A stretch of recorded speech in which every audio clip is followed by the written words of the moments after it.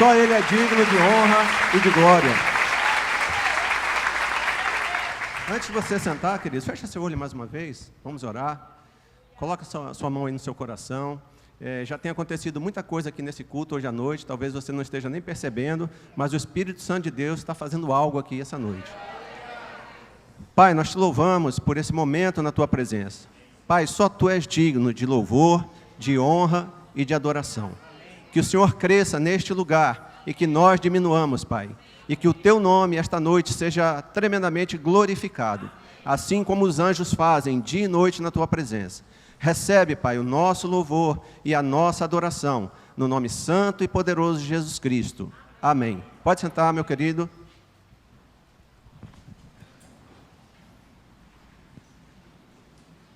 Bom, vou me apresentar aqui no estilo do CR, tá? O pessoal do CR aí responde bem forte, tá? Oi, eu sou Márcio. Eu sou um discípulo amado de Jesus e luto contra a codependência emocional. Ela se apresenta na minha vida com procrastinação, aquela vontade de deixar tudo para fazer depois. Ela se apresenta com desejo de controlar pessoas e situações, no sentido de achar que se eu não estiver presente, as coisas não vão acontecer do jeito que é para ser. Dificuldade de dizer não para poder ser aceito, entre outras mazelas. Mas o mais importante é que só por hoje eu estou livre. Amém? Bom, queridos, quando Deus colocou essa mensagem no meu coração, ela falou muito comigo. Então, quero dar uma boa noite para a igreja, graça e a paz sobre a vida de vocês. Boa noite para você que está nos assistindo na internet. Eu tenho certeza que Deus vai falar ao seu coração, como Ele falou ao meu também. E a gente vai falar hoje sobre a mesa. A mesa é um lugar de cura, queridos, é um lugar de restauração. Alguns anos atrás, eu e Nilce instituímos lá em casa a mesa da comunhão. Qual era a nossa intenção? Mesmo na nossa simplicidade, né, sem muitos recursos, a gente colocava ali o alimento que a gente tinha e a gente chamava pessoas para compartilhar com a gente na mesa aquilo que Deus estava fazendo na nossa vida.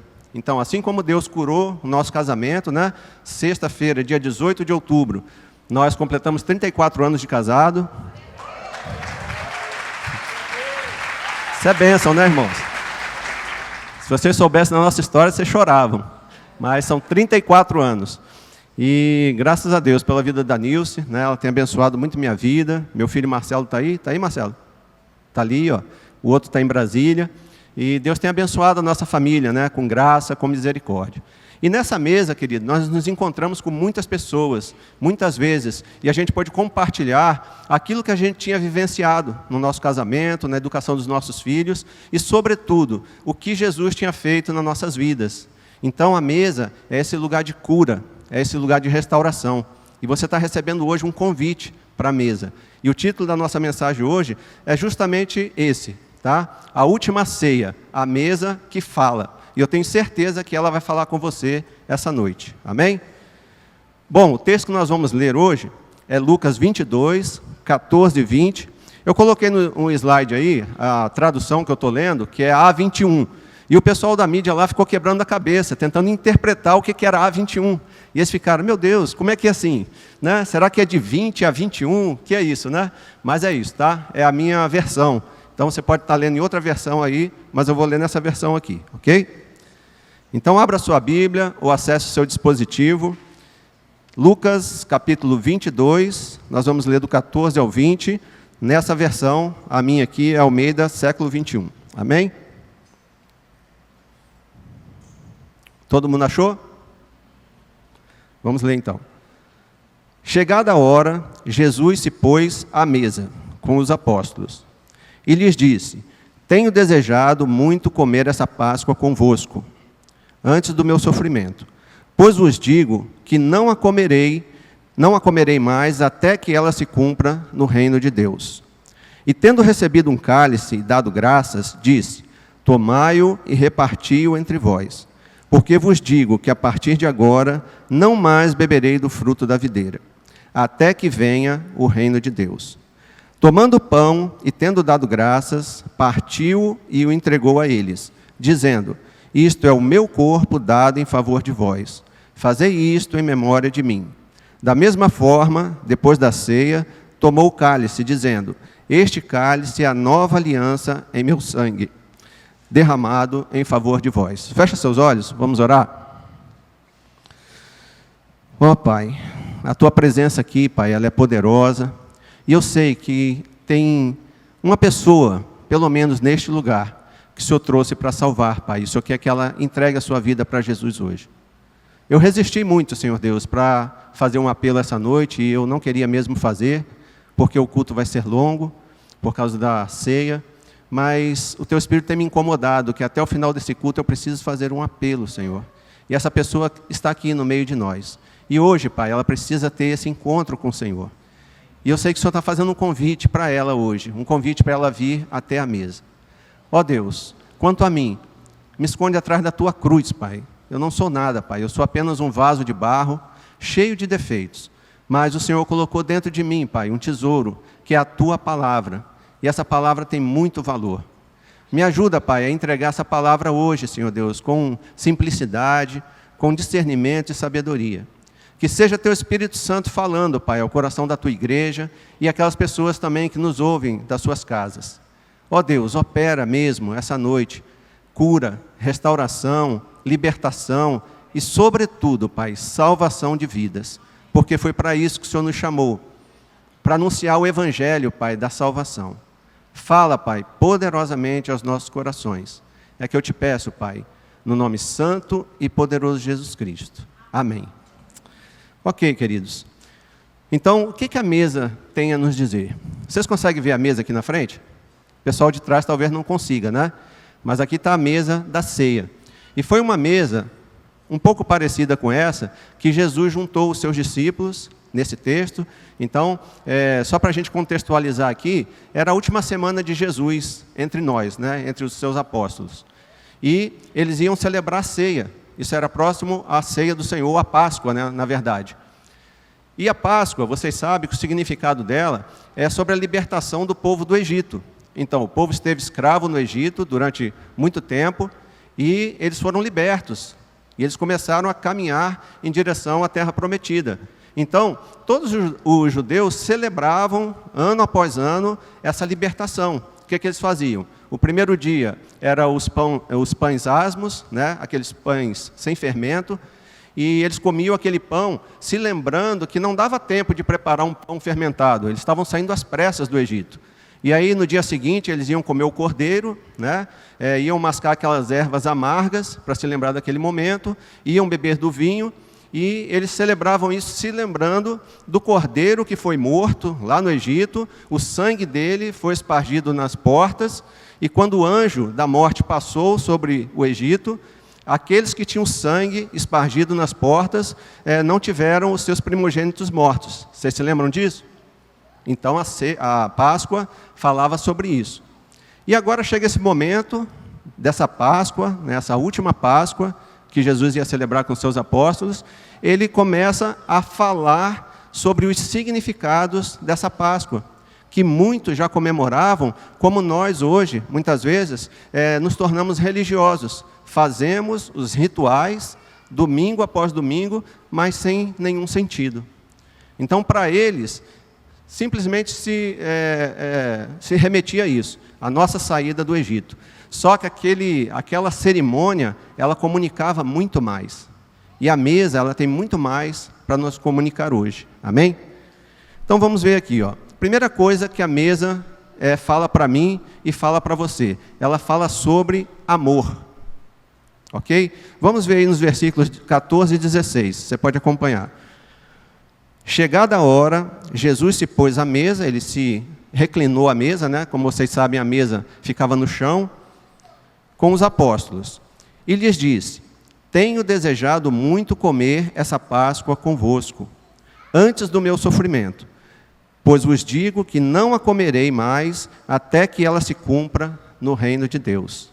Então, Jesus manda preparar essa Páscoa, essa mesa, ele envia um dia antes Pedro e João para encontrar o local que eles fariam essa refeição. E aí tem um detalhe no texto que fala que eles deveriam seguir um homem que levava um cântaro de água. E isso passa despercebido no texto. E daí? Né? É porque naquele tempo, queridos, os homens não faziam esse tipo de serviço. Quem caminhava com esses jarros de água eram as mulheres. Então, mesmo no meio de uma multidão, eles iriam identificar essa pessoa, porque ele estava com um jarro e isso não era comum. E aí eles seguiram aquele homem e chegaram lá e encontraram um local bem preparado. E aí, na quinta-feira à noite, eles vão e realizam esse jantar, né, lá com Jesus. E foi tudo feito assim, no segredo, porque eles já estavam querendo matar Jesus. Então, se ele fosse num lugar conhecido, provavelmente, né, a guarda lá do Sinédrio iria pegar ele, né, os guardas do templo, e iriam prendê-lo. Então, ele fez tudo muito reservado. Mas o que a mesa nos comunica, então? Né? Por que ela nos comunica sobre o amor? Imagine aí, Jarbas, se você tivesse a oportunidade de fazer o último jantar na sua casa. Quem você chamaria para essa mesa? Então, queridos, eu vejo aqui a prova do amor de Jesus, porque ele chamou para essa mesa a pessoa que ia trair ele chamou para essa mesa a pessoa que ia negar ele 3 vezes, ele chamou para a mesa um pária da sociedade, o cobrador de impostos, que era um traidor da pátria, Mateus. Ele chamou para essa mesa Simão, o zelote, que era um revolucionário. Esse Simão gostaria que Jesus liderasse uma rebelião bélica contra o Império Romano. Foram essas pessoas que Jesus chamou para a mesa. Sem falar, queridos, das falhas de caráter, dos vícios, dos maus hábitos dos demais discípulos. Tá? Eu estou falando só os problemas grandes. Mas foi essas pessoas que Jesus chamou para a mesa. E tendo chamado elas para a mesa, ele tratou ela da mesma forma como você gostaria de ser tratado e ser amado. Ele tratou elas com respeito, tratou elas com carinho. Um dos discípulos reclinou a sua cabeça no seu peito, ele beijou Judas. Então, ele tratou aquelas pessoas com amor. Mas, além de demonstrar o amor dessa forma, Jesus também lavou os pés deles. E lavar os pés de uma pessoa naquela época, queridos, não era para qualquer um. Era um escravo reservado para fazer esse serviço que ninguém queria fazer. Sabe por quê, queridos? Que no coração daqueles homens, até aquele momento, eles estavam arrazoando entre eles quem deles seria o maior. Será que no nosso coração hoje, estamos aqui entre os irmãos, mas com pensamentos pré-concebidos sobre cada um de nós? Você olha para uma pessoa aqui e fala, esse aí é assim, aquele ali é assado, esse aí eu não me aproximo, aquele ali eu tenho raiva. E assim, a gente está no corpo, mas não é corpo. E aqueles discípulos estavam ali, cada um com seu pensamento diferente. Jesus conhecia os corações, conhecia os pensamentos, mas ele decidiu amar aquelas pessoas. E amor, queridos, a gente vai aprendendo no decorrer da caminhada que não tem nada a ver com sentimento. O amor bíblico, ele tem a ver com atitude. A atitude que você toma em relação às outras pessoas. O amor verdadeiro, o amor de Jesus, ele dá ao outro aquilo que ele precisa, não aquilo que ele merece. Nós nos relacionamos aqui, nessa lógica do mérito, sempre querendo dar para o outro aquilo que ele merece. E por isso a gente trata as pessoas mal. Por isso a gente se afasta das pessoas, porque a gente quer dar para elas o que elas merecem. Eu não mereço nada, você também não merece nada. Então, precisamos mudar essa lógica e dar ao outro aquilo que ele precisa, como Jesus fez com a gente. O que você precisa essa noite? Alguns de vocês chegou aqui essa noite ferido. Algum de vocês amargurado, brigado com alguém. Alguns de vocês talvez não falem com alguém aqui da igreja. Precisa perdoar essa pessoa.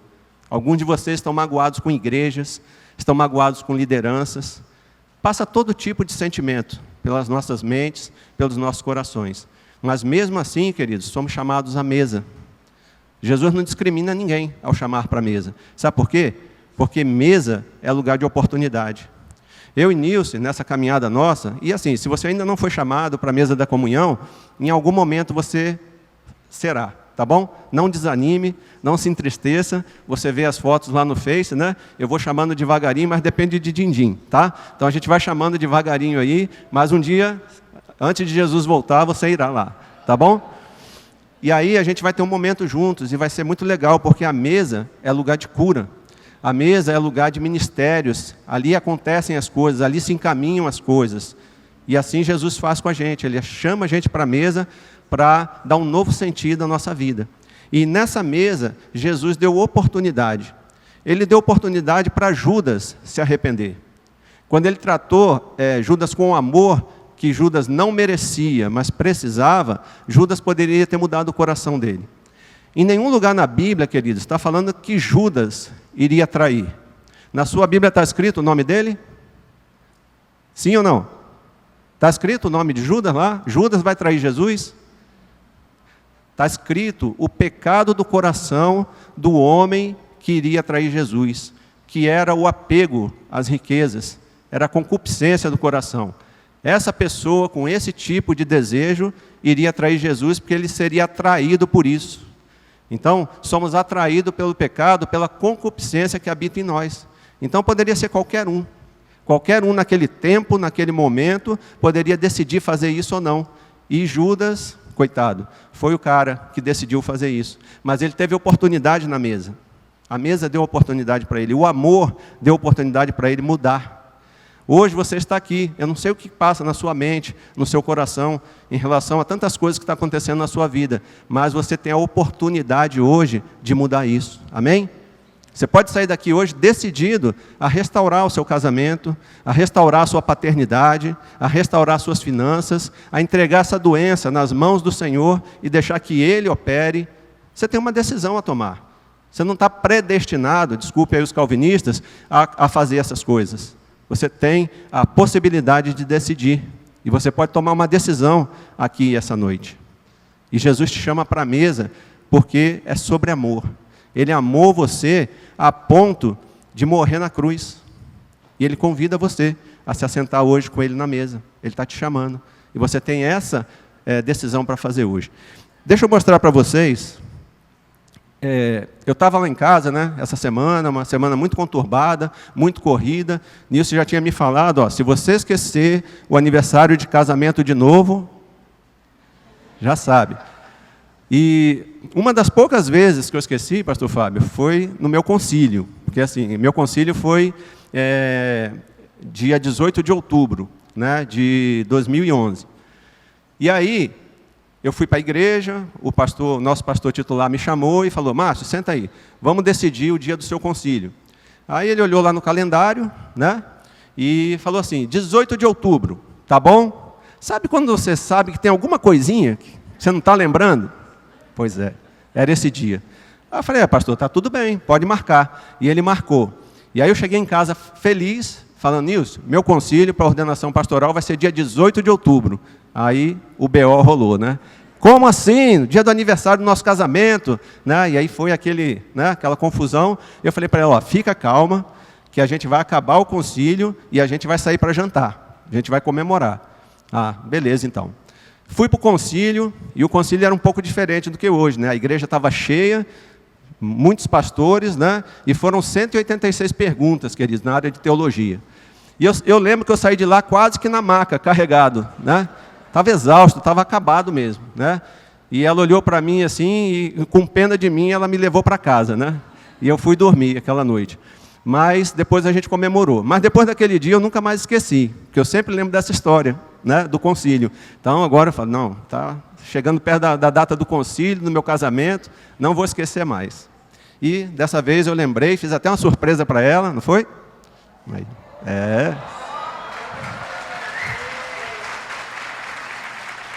Foi boa. Então, mas aí eu estava triste nessa semana, muita correria, muita coisa para resolver, a gente recebe aqueles telefonemas complicados, né, aquelas mensagens, e eu comecei a pensar, Senhor, eu estou cansado, né, eu já estou com 57 anos, eu pastorei desde os 28, né, não formalmente, né, eu não tinha o título de pastor, mas já pastoreava, e assim, às vezes eu fico pensando que eu estou sozinho, eu sinto uma solidão, e eu acho que não está produzindo o efeito que eu gostaria, né? Será que está sendo útil mesmo o meu ministério? Não sei se os pastores sentem isso aí, eu sinto isso de vez em quando, né? E aí, recebi uma mensagem. O Pedro está aí? O Pedro da Glauceline? Está aí, Glauceline? Está lá no culto, né? E aí eu recebo essa mensagem. Olha só sobre o amor, como Deus comunica o amor para a gente. E aí eu estou ali meio abatido e, puf, aparece aquela mensagem no WhatsApp. Aí eu vou ler, mostra aí a foto, gente, por gentileza. Vê se dá para mostrar aí. Combinei com o pastor Eduardo, vai dar tudo certo. Se não der, Eduardo, você me paga depois, viu? Bom, enquanto ele está providenciando a foto, que é tudo muito fácil, já? Olha aí. É porque não aparece lá, ou pelo menos eu não estou vendo.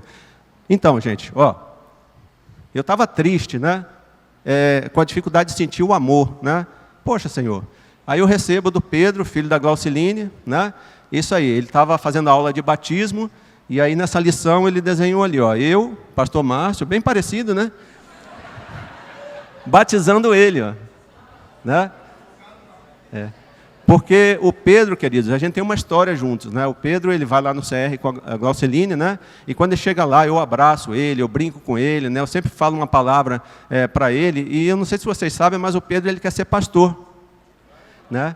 E eu vejo que Deus colocou o Pedro numa forja tão imprensada que ele está lapidando o caráter dele para o tipo de pessoas que ele vai lidar. O Pedro, queridos, ele terá uma empatia com pessoas que sofrem.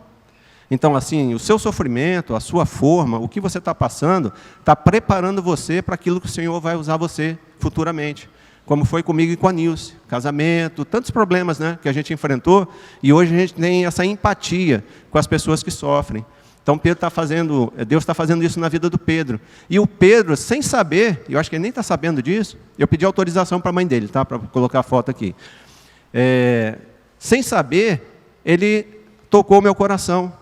Naquele momento, eu senti o amor de Deus pela minha vida, dizendo, aí, como você está dizendo que não vale a pena? O que vale mais a pena do que isso, queridos? Receber de uma criança, se é de um adulto, você ainda pode pensar assim, não, o cara está me adulando, tem algum interesse, não é? Você pode pensar isso, mas uma criança, como assim a criança não expressa um amor verdadeiro? A gente sabe que a criança é sincera, né? Isso aí acalentou meu coração. Então a mesa, queridos, ela faz isso com a gente. Deus acalenta o nosso coração naquele momento que você clama ali, que você está abatido, que você está triste, achando que nada está dando certo, que nada está valendo a pena. Aí Deus vai e manda uma pessoa, manda uma criança, uma mensagem que faz tudo valer a pena. Faz você repensar naquilo que você estava sentindo, né? E Deus faz assim com cada um de nós. Então, talvez hoje você esteja aqui assim também, abatido, achando que não está valendo a pena, né? Triste com alguém. Vale a pena, queridos. No Senhor, o nosso trabalho não é em vão. Creia nisso. No momento oportuno, você vai conseguir entender isso. É natural que eu e você passemos por algum momento que a gente está lá embaixo, está triste. É do ser humano isso, né? Mas a gente tem um Deus que nos ama e Ele enxerga nas entrelinhas. E naquele momento que você está fraco mesmo, você está abatido, Ele vai e envia alguém, Ele envia uma mensagem, e aí você pode sentir o amor dEle por você. E foi na mesa que Ele fez isso, com essas pessoas. Ele se sentou com aquelas pessoas, né, todas com seus problemas de caráter, e Ele foi amando cada uma delas. E naquela noite, Ele deu uma oportunidade para que elas mudassem toda a sua vida. Daqueles 12, 11 aproveitaram a oportunidade e fizeram um ministério, e serviram ao Senhor. Um não quis e saiu. Eu espero que você não seja, querido, essa pessoa que não quis. Eu espero que hoje mesmo você aceite essa oportunidade e mude o seu jeito de pensar em relação ao reino, em relação à igreja, em relação ao que você tem feito no reino de Deus, porque Ele está chamando você também. Talvez você passe, poxa, nadei a vida toda, morri na praia, ainda há algo para você fazer. Se você está aqui, se Deus não te chamou ainda para a glória, é porque você tem algo para fazer. E você precisa, hoje, entender isso, né? O Espírito Santo está falando com você. Não desista, não se abata, né? Deus quer usar a sua vida, Ele quer usar ela com autoridade e com poder. Amém? Bom, eu quero ler um texto que fala sobre esse amor de Jesus. João 13, o versículo 1. Vai dizer o seguinte: antes da festa da Páscoa, sabendo Jesus que havia chegado a sua hora de passar deste mundo para o Pai, e tendo amado os seus que estavam no mundo, amou-os até o fim. Esse é o amor de Deus. Geralmente, queridos, quando chega nas circunstâncias difíceis da nossa vida, e se algum de nós aqui soubesse que está no fim da vida, a única coisa que a gente não ia pensar era no outro, de amar alguém ou de fazer alguma coisa por alguém. Mas Jesus amou tanto que, sabendo que no outro dia Ele seria morto, Ele amou aquelas pessoas. E deu o maior ensino que alguém pode dar para um filho, para alguém que está caminhando com Ele. Ele deu o ensino do serviço. E ele falou, se vocês querem mesmo ser grandes, já que isso está no coração de vocês, se vocês querem ser o maior entre os outros, então sirva. Quando você servir alguém, você vai se sentir a maior pessoa do mundo. E os que estão aqui, e muita gente aqui serve, e serve com alegria, sabe, queridos, que não existe recompensa maior do que você servir alguém e ver aquela pessoa sendo transformada. Amém? Quem já sentiu essa sensação? Você pode ganhar um presente, né, Rogério? Você ganha um presente, é legal, não é? Mas quando você dá um presente, Rogério, e você vê o rosto da pessoa, parece que algo aqui é maior, é diferente. Por isso que a Bíblia fala, é melhor dar do que receber. Então, quando você serve o outro, essa recompensa ela vem naturalmente no seu coração. Existe, queridos, até uma pesquisa científica sobre isso, sobre o tipo de substância química que é lançado na corrente sanguínea, quando você recebe algo e quando você dá algo e quando você recebe algo. E quando você recebe, essa dose de dopamina ela é maior. A sensação de alegria é maior. Então, até cientificamente isso é comprovado. Então, Jesus nos chamou para servir. E se ele tinha algo importante para ensinar, era o seu último dia, ele falou, vou ensinar algo que vai mudar a vida de vocês. Sirva o outro. Sirva o outro. Então, se você quer ser eficaz no reino, se você quer ser alguém no reino, seu papel é servir. É servindo, queridos, que a gente desenvolve nossos músculos espirituais. É ali que você fica mais forte. Por isso que no Celebrando a Restauração, depois que a pessoa termina, e a gente chama ela para o ano seguinte para ser facilitador, é para ela continuar o seu processo de restauração e fortalecer os seus músculos espirituais. E quanto mais dificuldade a pessoa tiver, mais vezes nós vamos chamar ela para servir. É porque é ali que ela vai consolidar a cura dela. Amém? Outra coisa que a gente vê, né, sobre a ceia, sobre a mesa, falando conosco, né? Ela fala conosco sobre repartir. Veja aí nos versículos 17 a 19. E tendo recebido um cálice e dado graças, disse, tomai-o e reparti-o entre vós. Porque vos digo que a partir de agora não mais beberei do fruto da videira, até que venha o reino de Deus. Tomando o pão e tendo dado graças, partiu e o entregou a eles, dizendo, isto é o meu corpo, dado em favor de vós. Fazei isto em memória de mim. Você deve estar pensando assim, poxa, o que esse texto tem a ver com repartir? Ele fala assim, né, para repartir entre eles. Então, a mesa fala conosco hoje sobre repartir o quê? Sobre repartir a palavra, sobre repartir Jesus. Quando a gente lê esse texto desatentamente, a gente não consegue perceber que ele está falando sobre o repartir e não sobre o beber e comer. Então, todas as vezes a gente ouve alguém dizendo, em memória de mim, fazei isto, beba o cálice e coma do pão. Mas se você estudar o texto, a composição dele, você vai perceber que ele está falando do repartir o pão da vida. Então, fazei isto, reparta o pão. Tá? Então, é sobre isso que o texto está falando. Nós, para que a ceia tenha sentido, né, o pão, que é o corpo de Cristo, e o cálice, que é o vinho, né, que é o sangue dele, nós precisamos repartir a mensagem do Evangelho, repartir sobre morte e ressurreição de Cristo, porque senão isso que nós estamos fazendo aqui não tem menor sentido. Se eu e você não pregarmos o Evangelho, se nós não repartirmos aquilo que Jesus fez no meu coração, no seu coração, celebrar isso aqui não tem menor sentido. Nem adianta a gente se aproximar da mesa, porque Ele nos chamou para isso, repartir essa mensagem. Fazei isto. Depois de repartir o pão, fazei isto. Reparta também com outra pessoa. Você tem repartido a mensagem do Evangelho? Talvez você fale assim, pastor, eu não sei pregar o Evangelho, eu tenho vergonha, eu tenho medo, né? eu sou tímido. Mas você já experimentou contar uma história para alguém? Por que você não conta a história da sua vida? Por que você não fala daquela vitória que você teve na relação com seu filho?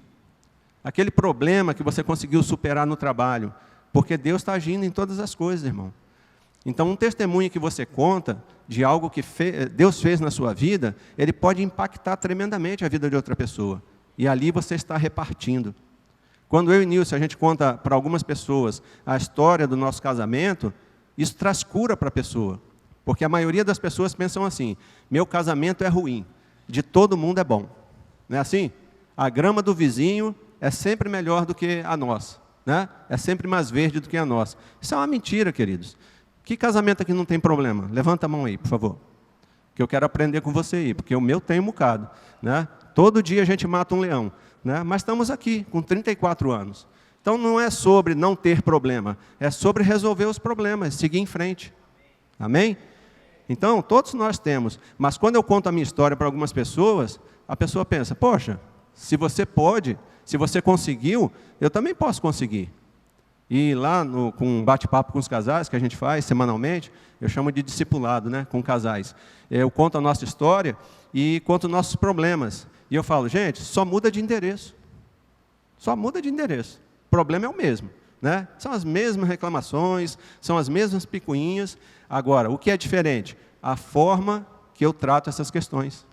Eu posso parar e desistir, ou eu posso insistir, continuar e vencer. Amém? Então, é sobre repartir a mensagem. Então, a mesa hoje fala com você, né, primeiro, sobre o amor. Jesus quer que você experimente o amor dele hoje. Esse amor é diferente, queridos. Talvez você esteja aqui e você não consiga sentir o amor das pessoas por você. Talvez você não consiga perceber o amor das pessoas. Por quê? Porque lá na sua casa, quem tinha a responsabilidade de transmitir esse amor fundamental para você, falhou. Isso não é culpa sua. Mas você pode experimentar o amor de Jesus por você e ressignificar a sua vida, né? Perguntar para Ele quem você é. Quem eu sou, Senhor? E aí você vai ouvir, Iber, você é o meu filho amado, em quem eu me alegro. É isso que você é. Essa é a sua identidade em Jesus. Mas o inimigo fica falando para a gente todo dia que a gente não presta, que a gente não tem valor, que a gente não vai seguir em frente, que a gente não tem forças, mas não é o que Jesus diz. E eu gosto muito aquele momento do batismo, onde comparece ali a Trindade, o Pai, o Filho e o Espírito Santo, e eu fico pensando que eu, né, se pudesse, naquele momentinho, falar algo no lugar de Deus ali, né, porque o céu se abriu e Deus falou algo. E eu fico pensando, poxa, o que eu falaria para o Marcelo? Se eu tivesse aquela oportunidade, abrir o céu, tem que falar uma coisa para ele rápido aqui, o que eu falaria? O que você falaria? E naquele momento, Jesus, 30 anos, no anonimato, não tem um registro do que ele fez, se ele trabalhou muito ou pouco, mas o fato é que ele estava iniciando o ministério dele naquele momento. E dali, mais 3 anos só. E naquele momento que Jesus não tinha feito nada em prol daquilo que o Pai tinha chamado ele, a voz sai do céu e diz, você é o meu filho amado, em quem eu me alegro. É sobre amor, queridos. É tudo sobre amor. Então, naquele momento, Jesus imprimiu no coração, Deus imprimiu no coração de Jesus a identidade dele. Você é o filho amado, você não precisa fazer nada para ser amado, você já é amado. E a minha cura, querido, se deu nesse processo de restauração, quando eu consegui ouvir essa voz. Eu não conseguia perceber o amor das pessoas, né? Em casa, meu pai não conseguiu transmitir isso para mim, por causa das mazelas dele, das lutas dele. E eu fui crescendo com esse tanque de amor vazio. E quando você cresce com um tanque de amor vazio, você se torna um codependente emocional. Você fica tentando agradar as pessoas para poder ser amado, para ser aceito. Você tem dificuldade de dizer não. Mas naquele momento, na caminhada de restauração, a pessoa que estava ali caminhando comigo, me acompanhando, falou, Márcio, você não percebe Jesus atuando na sua vida nesse momento? E ele ia me lembrando do meu inventário moral, as vezes que Jesus me amou e atuou na minha vida e me preservou, e ali eu comecei a abrir os olhos e entender o amor dele por mim. E em determinado momento, queridos, aquela palavra parece que ela ecoou dentro do meu coração. Márcio, você é o filho amado em quem eu me alegro. E algo dentro de mim parece que preencheu. E aquela busca incessante que eu tinha, né, de agradar as pessoas, né, aquela promissória, ela foi rasgada. Talvez você precise rasgar essa promissória hoje. Talvez você seja escravo de pessoas, do que elas fazem com você, do que elas falam para você. Parece que você só vive dependente do que pensam de você. E hoje você pode rasgar essa promissória, porque você já é amado. Então a mesa, queridos, ela fala sobre amor. Recebe esse amor hoje, abre o seu coração para isso. Você não precisa fazer nada para ser amado, você já é amado. E aí sobre o repartir, eu quero ler aqui essa citação de Moody. Ele vai falar o seguinte: alguém não envolvido com partilhar o Evangelho é como um bombeiro que corre para um prédio em chamas apenas para ajeitar o quadro na parede. É assim, queridos. Então, se você não está aberto para repartir aquilo que você recebeu, repartir o Evangelho, você é como um bombeiro, que ao invés de apagar o incêndio, você vai lá ajeitar o quadro no meio do incêndio. O que você tem feito com aquilo que você recebeu? Lembra quando Paulo fala, caminha na luz que você tem? O que Paulo está querendo dizer com isso? Paulo está querendo dizer assim, Ineu, se você só sabe isso, fala sobre isso. Se você sabe mais isso, Bárbara, e mais aquilo, fala sobre isso. Fala sobre aquilo que você sabe. Você não precisa passar a vida toda como alguns pensam, né? Não, eu tenho que fazer teologia, eu tenho que ser doutor, para aí eu começar. Meu querido, você não vai começar nunca. Começa com aquilo que você sabe, com aquilo que você aprendeu. Você sentou na mesa da comunhão com alguém, e ele ministrou na sua vida naquilo, no outro dia, você já pode fazer a mesma coisa. E talvez você mude a vida de uma pessoa. Talvez aquela pessoa que você convidou para a sua casa, para tomar aquele cafezinho, com aquilo que você recebeu no dia anterior, aquela pessoa tinha decidido naquele dia a acabar com a sua vida. Talvez ela pensou, minha vida não tem sentido, eu vou acabar com a minha vida. Mas aí você, Midian, você ligou para ela e falou, vem tomar um café comigo. E aí você ministrou na vida dela o que ela tinha ministrado no dia anterior. Alguém ministrou o dia anterior na sua vida. E aquela pessoa sai dali achando que a vida dela tem sentido. Porque ela ouviu falar de Jesus. Jesus é o sentido da vida, queridos. Então, por que você está perdendo tempo? O mínimo que você recebeu pode impactar a vida de outra pessoa. Isso é sobre repartir. Então, a mesa, ela está falando com você também sobre isso. Mesa é lugar de repartir. Você tem repartido a sua vida, a sua mesa, os seus bens com alguém? Jesus nos chamou para fazer isso, queridos. E isso vai dando sentido à nossa vida. E por fim, queridos, a mesa é sobre ressignificar. Versículo 20.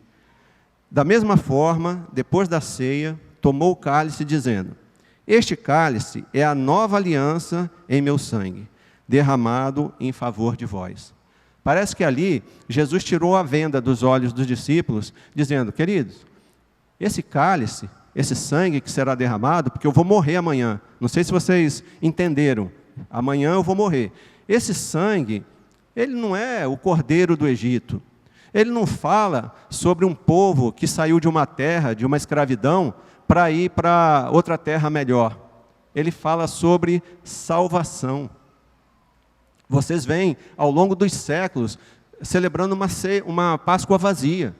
Mas essa Páscoa não era para ser vazia.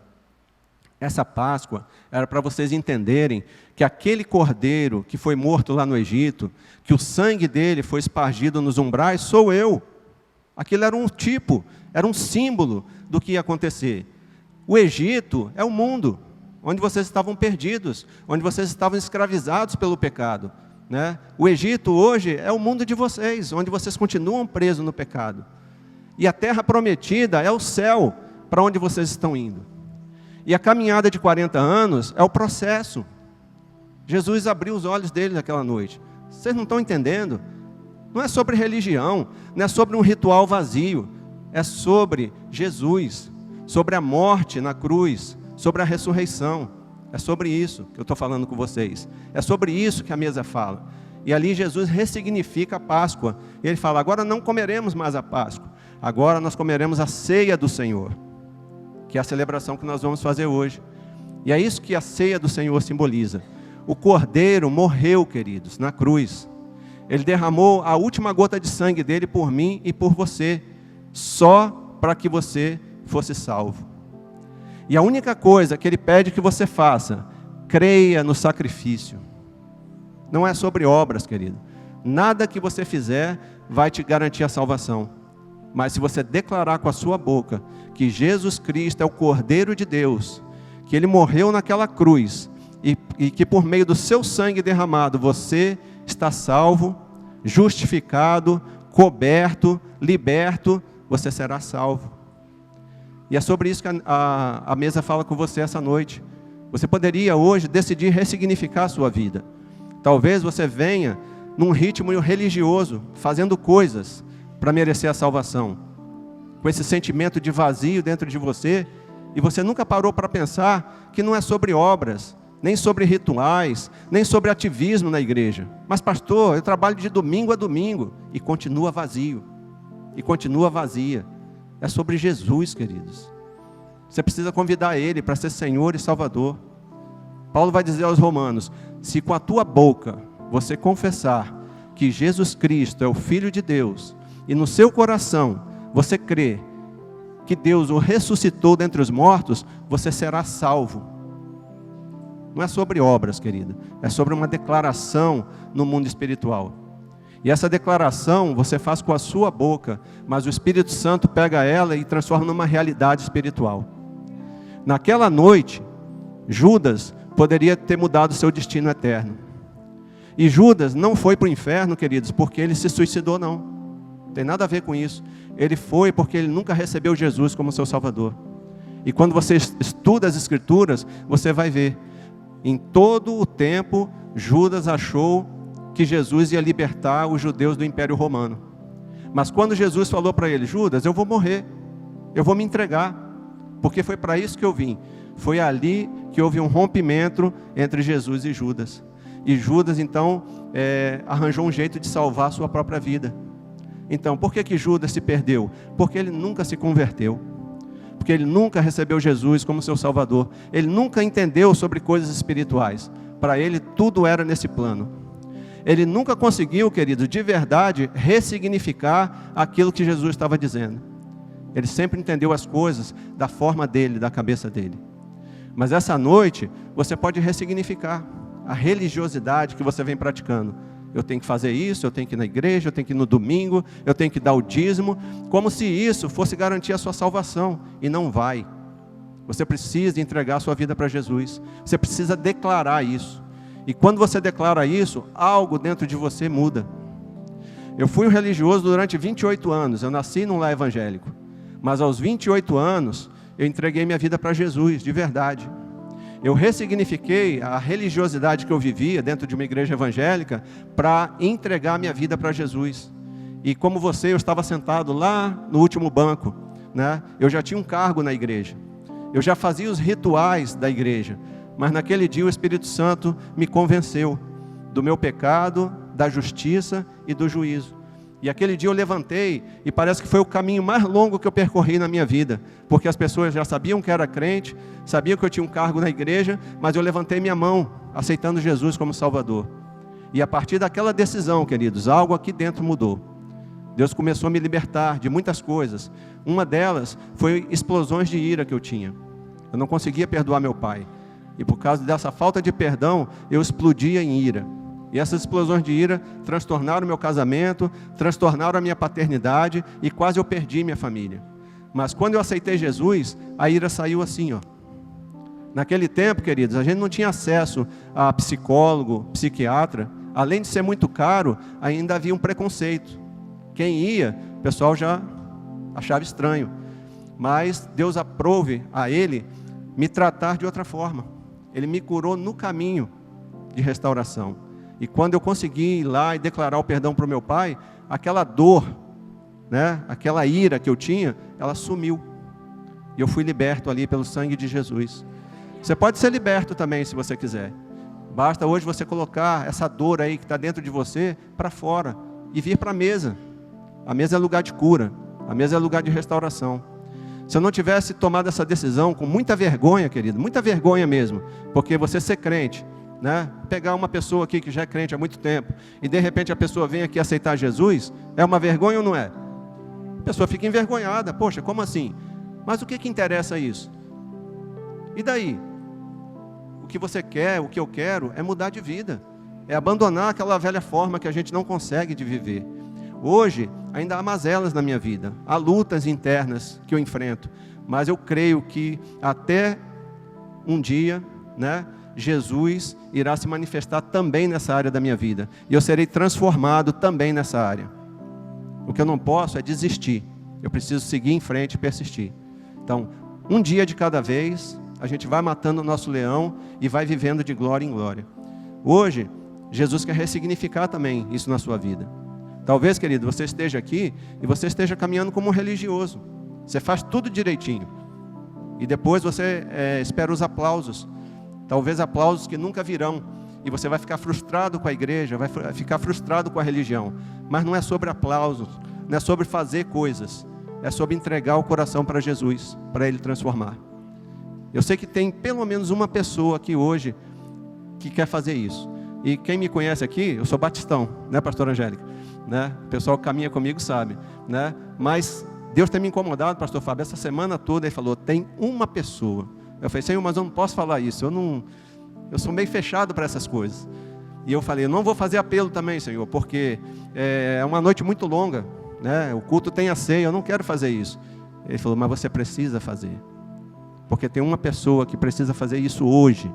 E eu não sei quem é. Não sei se é homem, se é mulher, não sei se é criança. Mas tem uma pessoa que precisa fazer. E eu vou ter que fazer, queridos, esse apelo, querendo ou não.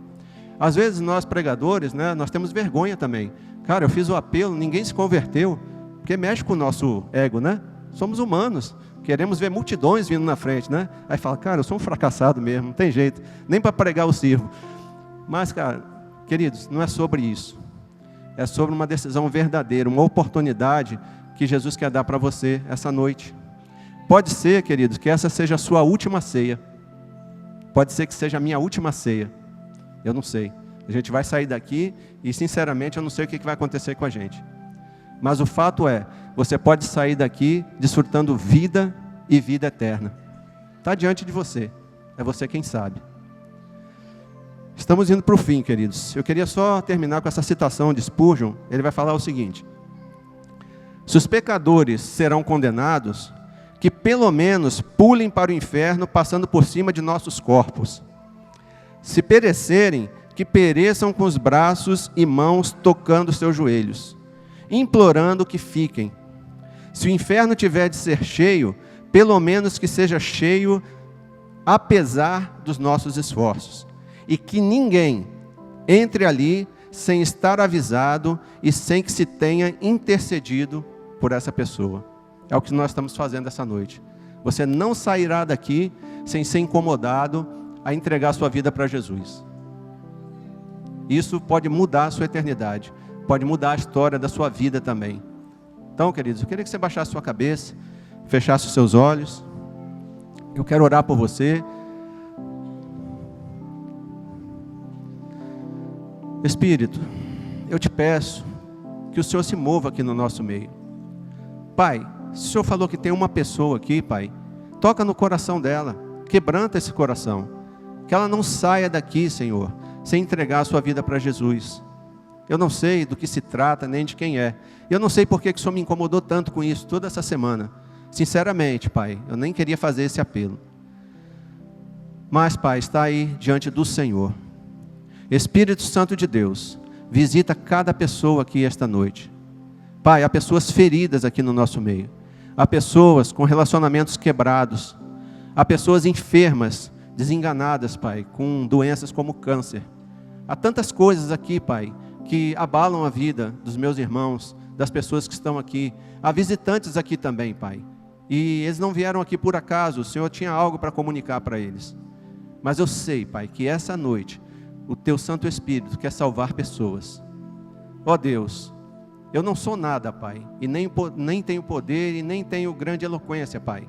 Mas se o Senhor quer salvar, faz a Tua obra, Pai, porque só o Teu Espírito pode convencer alguém do pecado, da justiça e do juízo. A Tua igreja, Pai, está aqui intercedendo, ela está clamando, porque quando alguém levanta a sua mão e declara, Pai, te receber como único e suficiente Salvador, a eternidade dessa pessoa é mudada. O nome dela é escrito no livro da vida, de onde ninguém, Pai, pode apagar. Espírito Santo de Deus, se move aqui no nosso meio. Visita, Pai, cada coração. Se é um coração endurecido, Pai, um coração de pedra, que o Senhor quebrante esse coração, Pai. e que ele se torne um coração de carne. Fala, Pai, com essa pessoa. Levanta ela em nome de Jesus, que ela possa, Pai, sair daqui com a certeza da sua salvação. Ó Deus, há irmãos aqui também que precisam se reconciliar com o Senhor. A mesa está chamando. Muitas vezes, Pai, não nos achamos dignos de vir para a mesa. São nossas falhas de caráter, nossos vícios, nossos defeitos pessoais, e temos vergonha, Pai. Mas hoje o Senhor está chamando para a mesa. Ó Deus, fala aos nossos corações, visita essa noite. E faz, Senhor Deus, a Tua obra aqui, porque ela é boa, ela é perfeita e ela é agradável.